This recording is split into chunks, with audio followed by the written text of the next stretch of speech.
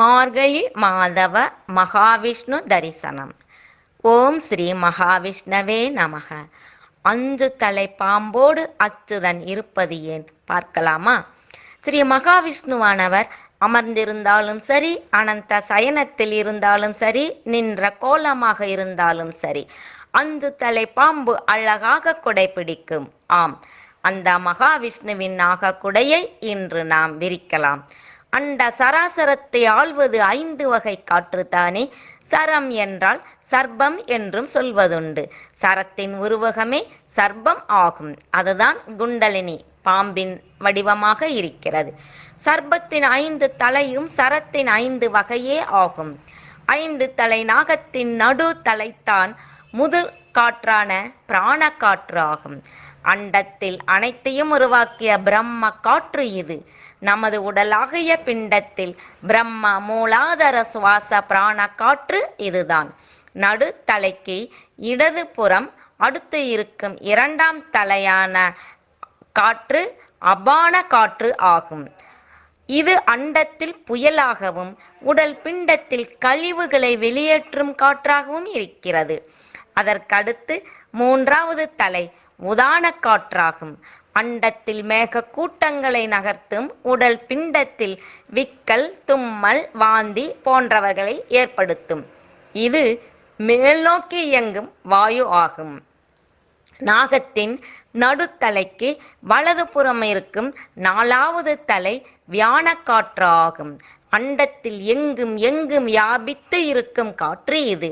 அண்ட சராசர கோள்கள் எல்லாம் இயங்குவது இந்த விஷ்ணு வியாபக காற்றால் தான். உயிர்களில் உடலில் நாடி நரம்பெல்லாம் வியாபித்து சென்று அன்னமய கோஷத்தை சேர்ப்பது இந்த வியான காற்றாகும். அதற்கு அடுத்து இருக்கும் 5ஆவது காற்று சமான வாயு ஆகும். 5ஆவது தலை என்பது இதுதான். இது மற்ற 4 வாயுக்களின் இயக்கம் ஏதாவது காரணத்தால் சீரற்று போனால் அதை சீர் செய்யும். எங்கும் பரவியிருக்கும் இதை சுழல் காற்று மூலம் நாம் உணரலாம். ஏதோ ஓரிடத்தில் காற்று இல்லாமல் போனால் உடனே நால்புறம் இருந்து அவ்வெற்றிடம் சூழ்ந்து சுழன்று பரவும் சமான காற்றின் இயக்கம் அற்புதமல்லவா? இதே போல நம் உடலின் அனைத்து செயல் இயக்க சக்தியை சமன்படுத்துவது இந்த சமான காற்று ஆகும். ஆம், அண்டத்திலும் பிண்டத்திலும் ஆட்சி செய்யும் 5 சர சர்ப்பங்களே ஸ்ரீ விஷ்ணுவிற்கு குடையாக இருக்கிறது. நாடாளும் ராஜனுக்கு வெண்கொற்ற குடை, நமையாளும் விஷ்ணு ராஜனுக்கு சர சர்ப்ப காற்றுக்குடை. விஷ்ணு தரிசனத்தால் மனம் விரிந்ததா? ஓகே, அடுத்த பதிவில் இன்னும் மகாவிஷ்ணுவின் விளக்கம் பார்க்கலாம். இப்போது நாராயண வைபவத்துள் நுழைந்து மலர்வோம், மகிழ்வோம். நாராயண நாராயண. ஓம்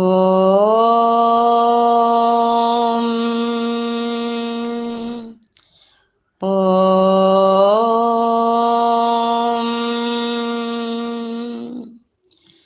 ஓம்.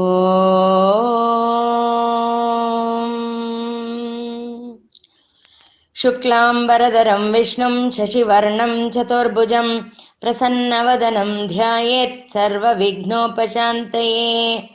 गुरुर्ब्रह्मा गुरुर्विष्णुः गुरुर्देवो महेश्वरः गुरुर्साक्षात् परं ब्रह्म तस्मै श्री गुरवे नमः. பொற்சலங்கை குலுங்க வரும் பாலகணபதி பொங்கும் இன்பம் தந்தருள்வாய் எந்த நாளுமே. பொற்சலங்கை குலுங்க வரும் பாலகணபதி பொங்கும் இன்பம் தந்தருள்வாய் எந்த நாளுமே. தருணத்திலே நம்மை காக்கும் தருண கணபதி, தருணத்திலே நம்மை காக்கும் தருண கணபதி, சங்கடங்கள் தீர்த்து வைக்கும் சதுர்த்தி கணபதி, சங்கடங்கள் தீர்த்து வைக்கும் சதுர்த்தி கணபதி. நர்தனமே ஆடுகின்ற நர்தன கணபதி, நர்தனமே ஆடுகின்ற நர்தன கணபதி, நன்மை பல செய்கின்ற நவநீத கணபதி, நன்மை பல செய்கின்ற நவநீத கணபதி. வல்லமையே தான் தருவாய் வல்லப கணபதி வல்லமையே தான் தருவாய். வல்லப கணபதி வரம் தந்து நம்மை காக்கும். வாதாபி கணபதி வரம் தந்து நம்மை காக்கும். வாதாபி கணபதி மங்களமே தந்திடுவாய். பிங்கள கணபதி மங்களமே தந்திடுவாய். பிங்கள கணபதி பிள்ளை வரம் தந்திடுவாய். சந்தான கணபதி பிள்ளை வரம் தந்திடுவாய். சந்தான கணபதி உயிர்களையே காத்து நிற்கும். ஊர்துவ கணபதி உயிர்களையே காத்து நிற்கும். ஊர்துவ கணபதி சிந்தையிலே குடியிருக்கும். உச்சிஷ்ட கணபதி சிந்தையிலே குடியிருக்கும். உச்சிஷ்ட கணபதி பொற்சலங்கை குலுங்க வரும்.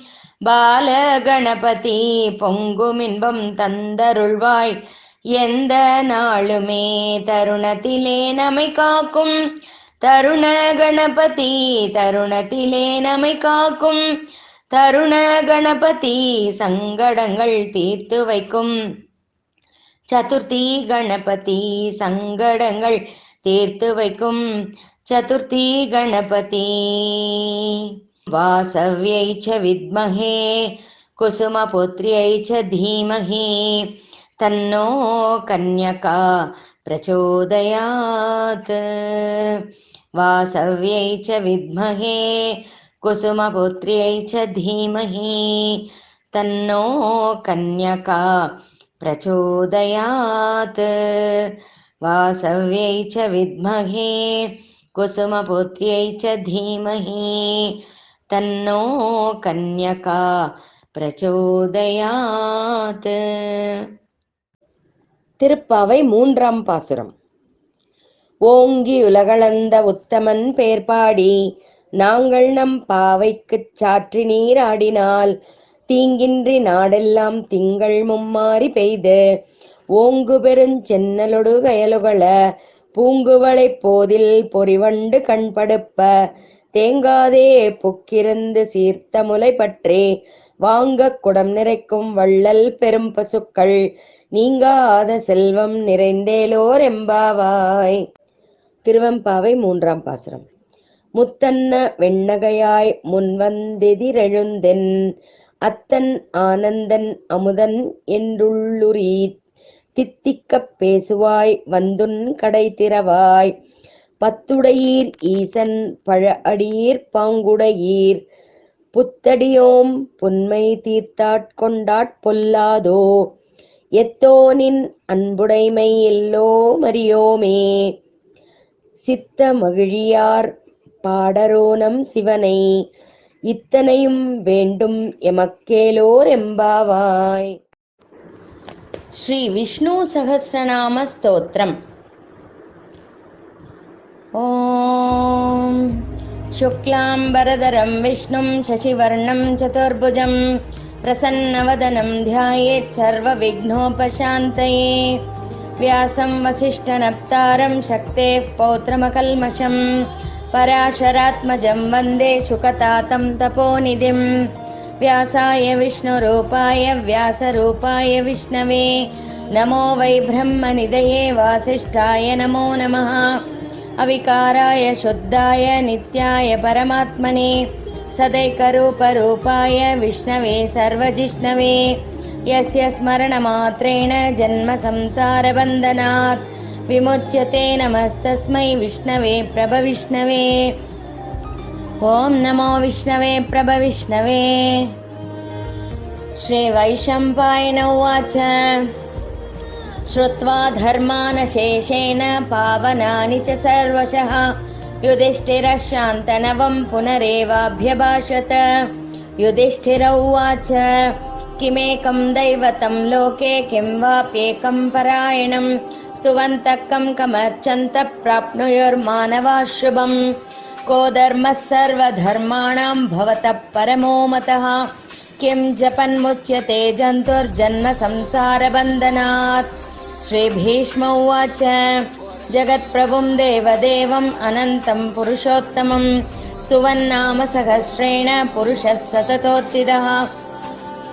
तमेव चार्चयन् नित्यं भक्त्या पुरुषमव्ययं ध्यायन् स्तुवन् नमस्यंश्च यजमानस्तमेव च अनादिनिधनं विष्णुं सर्वलोकमहेश्वरं लोकाध्यक्षं स्तुवन् नित्यं सर्वदुःखातिगो भवेत् ब्रह्मण्यं सर्वधर्मज्ञं लोकानां कीर्तिवर्धनं लोकनाथं महद्भूतं सर्वभूतभवोद्भवम् एष मे सर्वधर्माणां धर्मोऽधिकतमो मतः यद्भक्त्या पुण्डरीकाक्षं स्तवैरर्चेन्नरः सदा परमं यो महत्तेजः परमं यो महत्तपः परमं यो महद्ब्रह्म परमं यः परायणं पवित्राणां पवित्रं यो मङ्गलानां च मङ्गलं दैवतं देवतानां च भूतानां यो व्ययः पिता यतः सर्वाणि भूतानि भवन्त्यादियुगागमे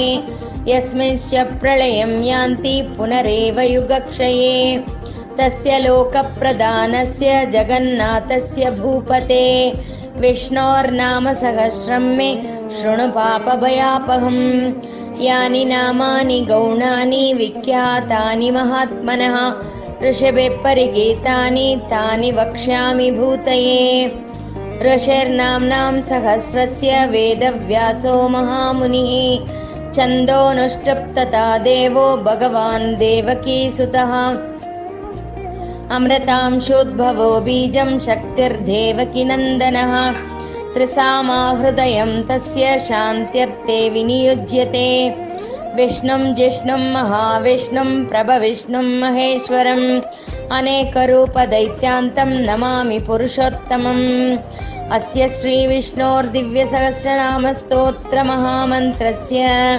श्रीवेदव्यासो भगवान् ऋषिः अनुष्टुप् छन्दः श्रीमहाविष्णुः परमात्मा श्रीमन्नारायणो देवता अमृतांशोद्भवो भानुरिति बीजं देवकीनन्दनसृष्टेति शक्तिः उद्भवः क्षोभणो देव इति परमो मन्त्रः शङ्खबृन्नन्दकी चक्रीति कीलकं शार्ङ्गधन्वा गदाधर इत्यस्त्रं रताङ्गपाणिरक्षोभ्य इति नेत्रं त्रिसामा सामगः सामेति कवचम् आनन्दं परब्रह्मेति योनिः ऋतुः सुदर्शनकाल इति दिग्बन्धः श्रीविश्वरूप इति ध्यानं श्रीमहाविष्णुप्रीत्यर्थे सहस्रनामजपे विनियोगः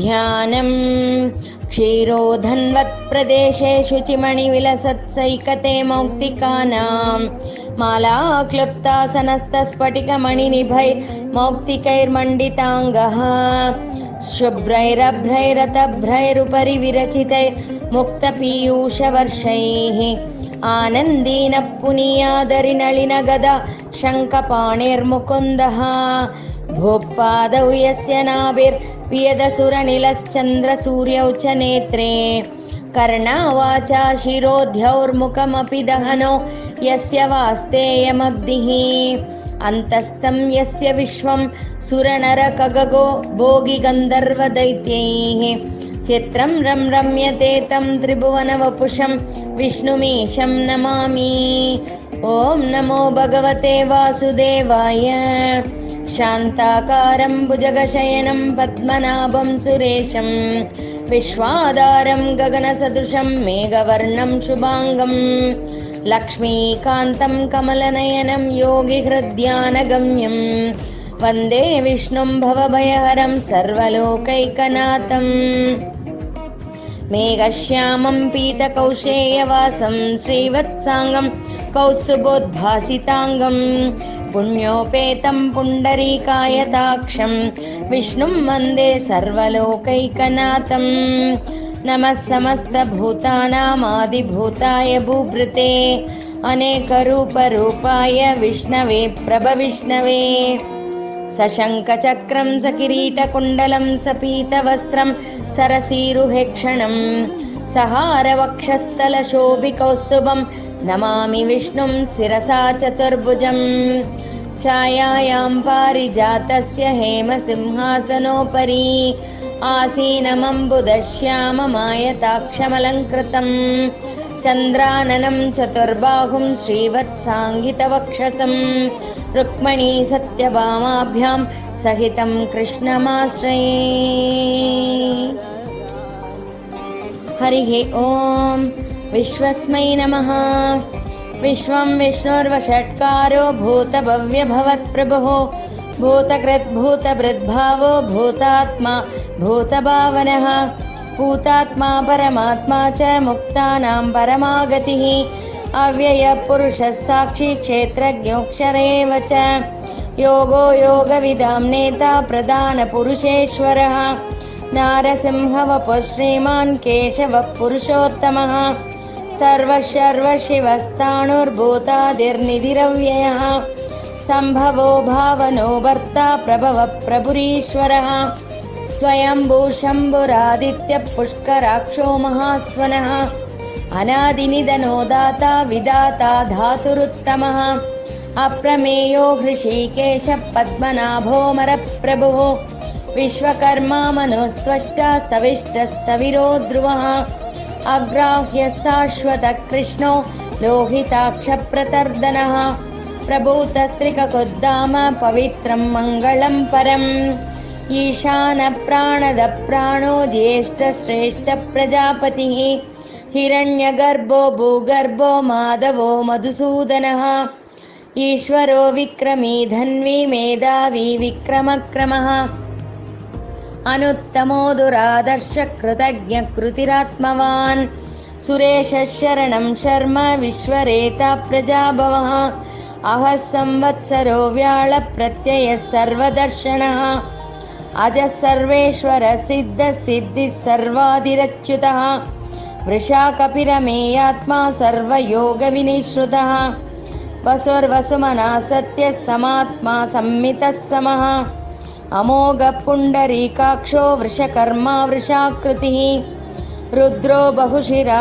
बभ्रुर्विश्वयोनिशुचिस्रवाः अमृतः शाश्वतस्ताणुर्वरारोहो महातपाः सर्वगः सर्वविद्भानुर्विश्वक्सेनो जनार्दनः वेदो वेदविदव्यङ्गो वेदाङ्गो वेदवित्कविः लोकाध्यक्षः सुराध्यक्षो धर्माध्यक्षः कृताकृतः चतुरात्मा चतुर्व्यूहश्चतुर्दंशश्चतुर्भुजः ब्राजिष्णुर्भोजनं भोक्ता सहिष्णुर्जगदादिजः अनगो विजयो जेता विश्वयोनिः पुनर्वसुः उपेन्द्रो वामनप्रांशुरमोघः शुचिरूर्जितः अतीन्द्रः सङ्ग्रहः सर्गो धृतात्मा नियमो यमः वेद्यो वैद्यः सदा योगी वीरः माधवो मधुः अतीन्द्रियो महामायो महोत्साहो महाबलः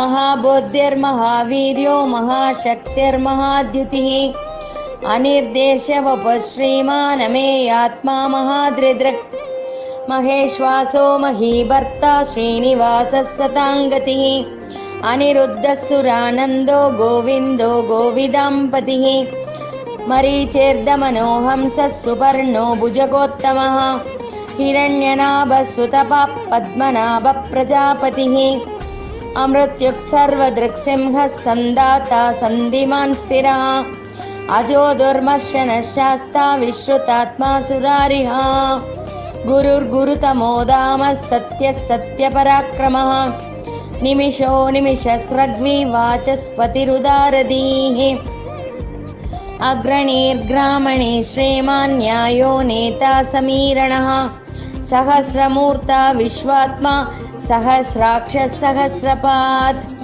आवर्तनो निवृत्तात्मा संवृतः सम्प्रमर्दनः अहः संवर्तको वह्निरनिलो धरणीधरः सुप्रसादप्रसन्नात्मा विश्वदृक् विश्वभुक् विभुः सत्कर्ता सत्कृतः साधुर्जह्नुर्नारायणो नरः असङ्ख्येयो प्रमेयात्मा विशिष्टः शिष्टकृच्युचिः सिद्धार्थः सिद्धसङ्कल्पः सिद्धिदः सिद्धिसाधनः वृषाहि वृषभो विष्णुर्वृषपर्वा वृषोदरः वर्धनो वर्धमानश्च विविक्तश्रुतिसागरः सुभुजो दुर्धरो वाग्मी महेन्द्रो वसुधो वसुः नैकरूपो बृहद्रूपस्सिपि विष्टप्रकाशनः ओजस्तेजोद्युतिधरप्रकाशात्मा प्रतापनः रुद्धस्पष्टाक्षरो मन्त्रश्चन्द्रांशुर्भास्करद्युतिः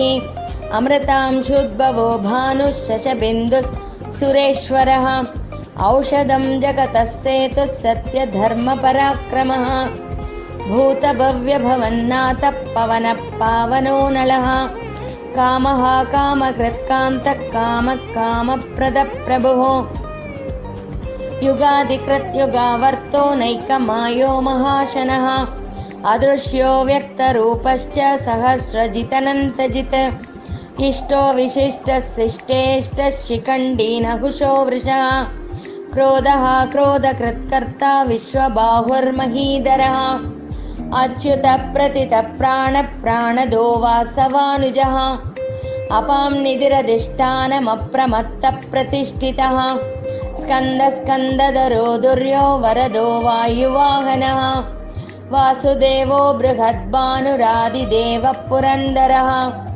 अशोकस्तारणस्तारः शूरः शौरिर्जनेश्वरः अनुकूलशतावर्तः पद्मी पद्मनिपेक्षणः पद्मनाभोरविन्दाक्षः पद्मगर्भः शरीरभृत् महर्दिरुद्धो वृद्धात्मा महाक्षो गरुडध्वजः अतुलशरभो भीमः समयज्ञो हविर्हरिः सर्वलक्षणलक्षण्यो लक्ष्मीवान् समितिञ्जयः विक्षरो रोहितो मार्गो हेतुर्धामोदरः सः महीधरो महाभागो वेगवानमिताशनः उद्भवः क्षोभणो देव श्रीगर्भः परमेश्वरः करणं कारणं कर्ता विकर्ता गहनो गुहः व्यवसायो व्यवस्थानः संस्थानस्थानदो ध्रुवः परर्दिः परमस्पष्टः तुष्टः पुष्टः सुभेक्षणः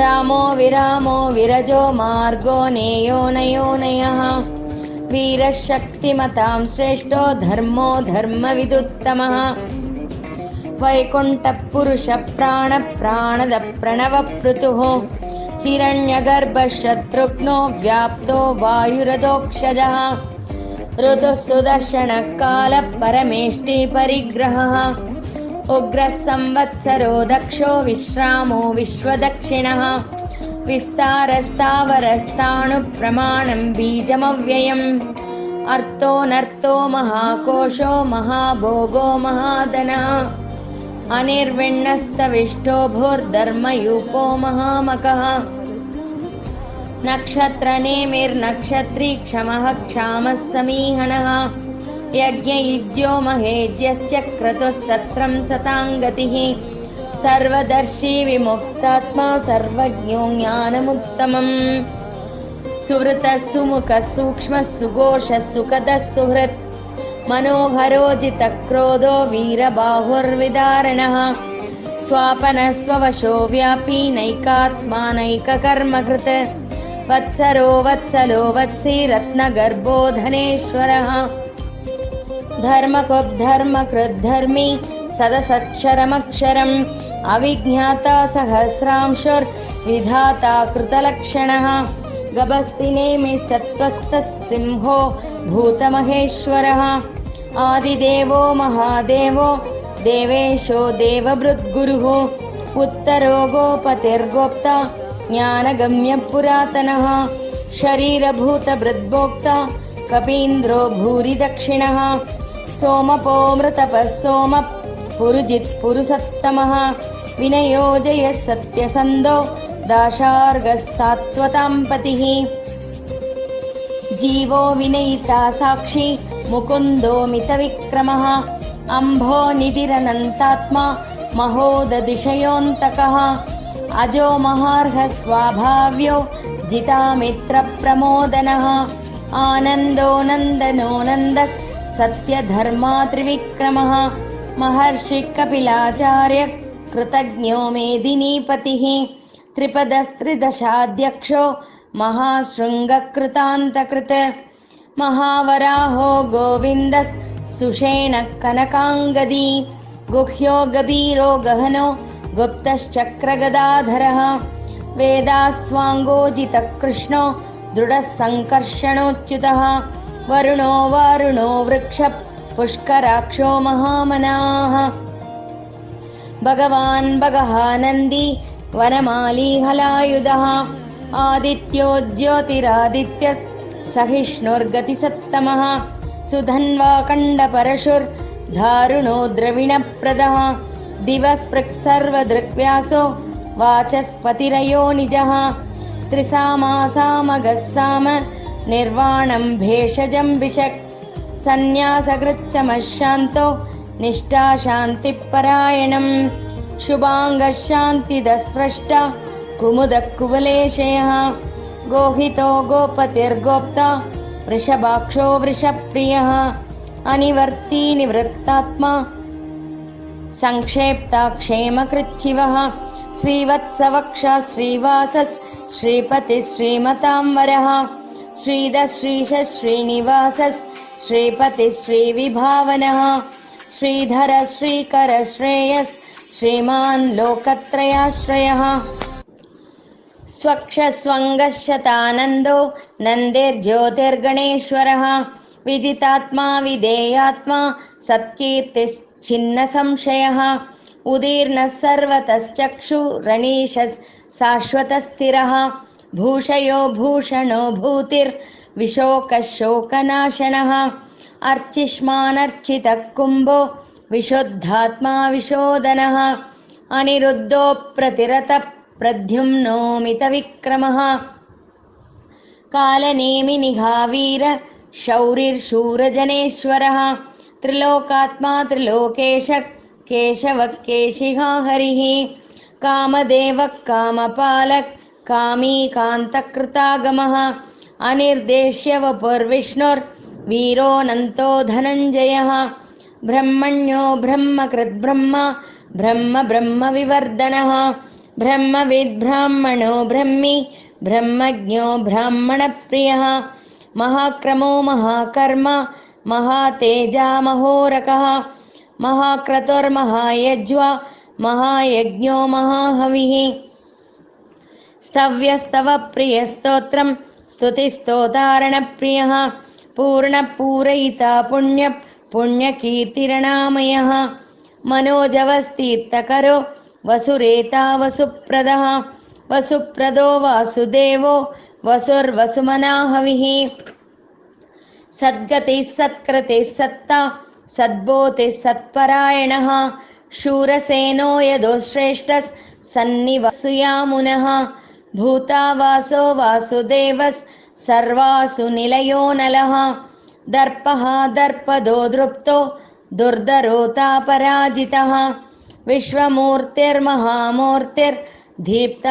विश्वमूर्तिर्महामूर्तिर्दीप्तमूर्तिरमूर्तिमान् अनेकमूर्तिरव्यक्तः शतमूर्तिः शताननः एकोनैकशवक्किं यत्तत्पदमनुत्तमं लोकबन्धुर्लोकनाथो माधवो भक्तवत्सलः सुवर्णवर्णो हेमाङ्गो वराङ्गश्चन्दनाङ्गदी वीरः विषमशून्यो घृताशीरचलश्चलः अमानीमानदो मान्यो लोकस्वामी त्रिलोकदृक् सुमेधमेधजोदन्यस् सत्यमेधादरादरः तेजो वृषोद्युतिधरस् सर्वशस्त्रभृतांवरः प्रग्रहो निग्रहो व्यग्रो नैकशृङ्गो गदाग्रजः चतुर्मूर्तिश्चतुर्बाहुश्चतुर्व्यूहश्चतुर्गतिः चतुरात्मा चतुर्भावश्चतुर्वेदविदेकपात् समावर्तो निवृत्तात्मा दुर्जयो दुरतिक्रमः दुर्लभो दुर्गमो दुर्गो दुरावासो दुरारिः शुभाङ्गो लोकसारङ्गस् सुतन्तुस्तन्तुवर्धनः इन्द्रकर्मा महाकर्मा कृतकर्मा कृतागमः उद्भवः सुन्दरः सुन्दो रत्ननाभः सुलोचनः अर्को वाजसनः शृङ्गी जयन्तः सर्वविजयी सुवर्णबिन्दुरक्षोभ्यः सर्ववागीश्वरेश्वरः महाह्रदो महागर्तो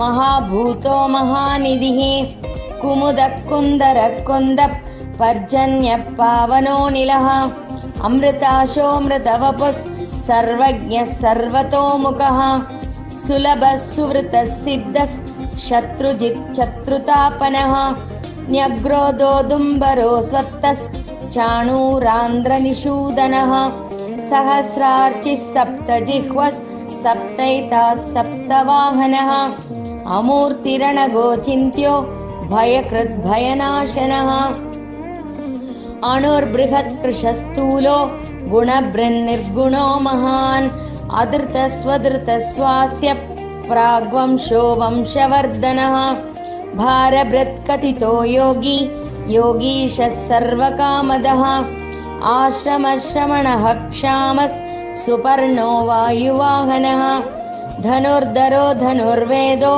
दण्डो धमयितादमः अपराजितः सर्वसहो नियन्ता नियमो यमः सत्त्ववान् सात्विकः सत्यः सत्यधर्मपरायणः अभिप्रायप्रियार्होर्हः प्रियकृत्प्रीतिवर्धनः विहाय स गतिर्ज्योतिः सुरुचिर्हुतभुग्विभुः रविर्विरोचनः सूर्यः सविता रविलोचनः अनन्तो हुतभुग्भोक्ता सुखदो नैकदोऽग्रजः अनिर्विण्णः सदामर्षि लोकाधिष्ठानमद्भुतः सनातनतमः कपिलः कपिरव्ययः स्वस्तिदः स्वस्तिकृत् स्वस्ति स्वस्तिभुक् स्वस्ति दक्षिणः अरौद्रकुण्डलीचक्री विक्रम्यूर्जितशासनः सप्तादिगः सप्तसहः शिशिरः सर्वरीकरः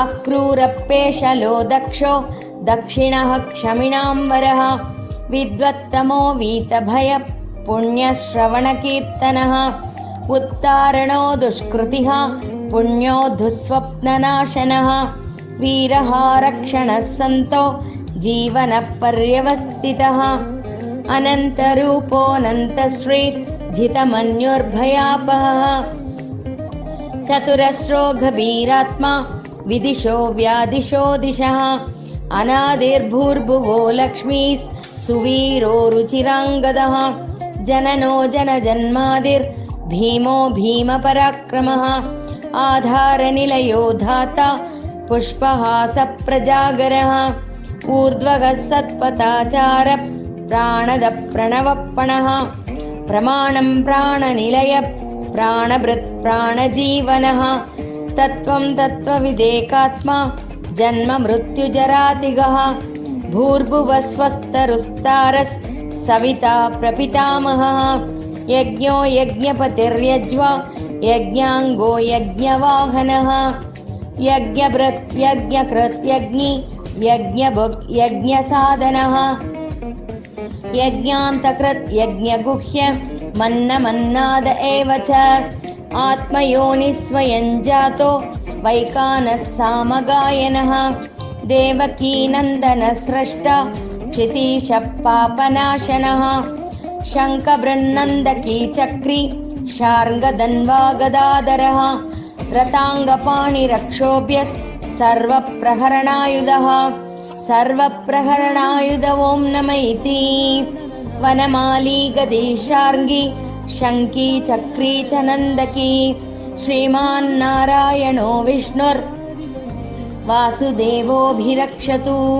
वनमाली गदीशार्ङ्गी शङ्की चक्री च नन्दकी श्रीमान्नारायणो विष्णुर्वासुदेवोऽभिरक्षतु वनमाली गदीशार्ङ्गी शङ्की चक्री च नन्दकी श्रीमान्नारायणो विष्णुर्वासुदेवोऽभिरक्षतु इतीदं कीर्तनीयस्य केशवस्य महात्मनः नाम्नां सहस्रं दिव्यानाम् अशेषेण प्रकीर्तितं यैदं शृणुयान्नित्यं यश्चापि परिकीर्तयेत् नाशुभं प्राप्नुयात् किञ्चित् सोमोद्रेह च मानवः वेदान्तगो ब्राह्मणः स्यात् क्षत्रियो विजयी भवेत् वैश्यो धनसमृद्धः स्यात् शूद्रः सुखमवाप्नुयात् धर्मार्थी प्राप्नुयात् धर्मम् अर्थार्थी चार्थमाप्नुयात् कामानवाप्नुयात् कामी प्रजार्थी चाप्नुयात् प्रजाः भक्तिमान् यः सदोत्थाय शुचिस्तद्गतमानसः सहस्रं ओम नमो भगवते वासुदेवाय धन्वन्त्रये अमृतकलशहस्ताय सर्वामय विनाशनाय त्रैलोक्यनाथाय श्रीमहाविष्णवे नमः।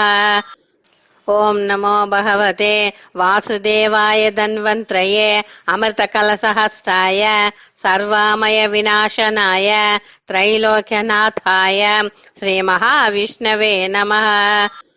ओम नमो भगवते वासुदेवाय धन्वन्त्रये अमृतकलशहस्ताय सर्वामय विनाशनाय त्रैलोक्यनाथाय श्रीमहाविष्णवे नमः। ॐ पूर्णमदः पूर्णमिदं पूर्णात् पूर्णमुदच्यते पूर्णस्य पूर्णमादाय पूर्णमेवावशिष्यते। ॐ शान्तिः शान्तिः शान्तिः। हरिः ॐ श्रीगुरुभ्यो नमः। हरिः ॐ लोकाः समस्ता सुखिनो भवन्तु लोकाः समस्ता सुखिनो भवन्तु लोकाः समस्ता सुखिनो भवन्तु।